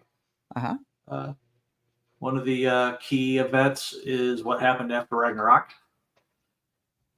Yeah, so I've been working on it about a year. I finished it up, and now it's out. And I'm already working on. I've got a novella coming out in the same world that comes out January 1st. All right. And it is called Thunder's Odyssey, and you can pre-order it now. You can get it on Kindle and pre-order it there, or wait until the 1st when it actually drops on paperback. Okay. No, yeah, that's and I've already started outlining the third, the second book, the sequel to Tomb of Thunder. Very cool, man. Very cool. Well, look, you guys definitely go check that out. And if you have the means, support this independent creator, Mr. John Das Wolfen. I think it's cool as shit you wrote a book, man. I really do. But anyway, thanks for sharing that with us, man. As far as my channel goes, let me let you guys know that we do this every Sunday morning, 2 hours before kickoff. NFL Pregame Party. You guys come check us out next week. Same time, same bat channel. Tomorrow at this same time at 10 a.m. Central Time. Tomorrow, it's Military Monday with Gary and Martin and Anima and myself and whoever else shows up. And we're going to be doing War Games, one of my favorite movies from back in the day with Matthew Broderick. You guys come check that out tomorrow morning at 10 a.m. Central Time. And then tomorrow at 5 p.m. Central Time, the brothers will hack the Matrix. We've been off for a couple of weeks, but we will be back this Monday at 5 p.m. Central Time. Everything you need to know about the clown show that is 2024 through today's headlines. The brothers hack the Matrix every Monday at 5 p.m. Central Time. And then Papa Joe Gamer After Dark will return this Tuesday at 10 p.m. Central Time with One Chambora Z2 Chaos. Come check it out. It's girls in bikinis slicing up zombies with samurai swords. Can there be more fun than that? That's what I like to call button clicking fun. This Tuesday at 10 p.m. Central Time. And then, of course, Wednesday at 5:30 p.m. Central Time, the lineup starts with us right here on State of the Atmosphere, where we check in on everything pop culture. And we're going to be checking in on the show's girlfriend, Sydney Sweeney. And after that show at 7:30 p.m. Central Time, you head right over to That 70s Rock Fans channel for It's Only Talk and Roll. He is back from Scotland, and it will be on this week. He just doesn't know what he's going to do this week. So be sure to tune in for us at 5:30 p.m. Central Time, and then It's Only Talk and Roll on That 70s Rock Fans channel at 7:30 p.m. Central Time. And then, of course, Friday at 1 p.m. Central Time, it's Sketching the Privateer, the story of America's Pirate Patriot. Me working on my comic book.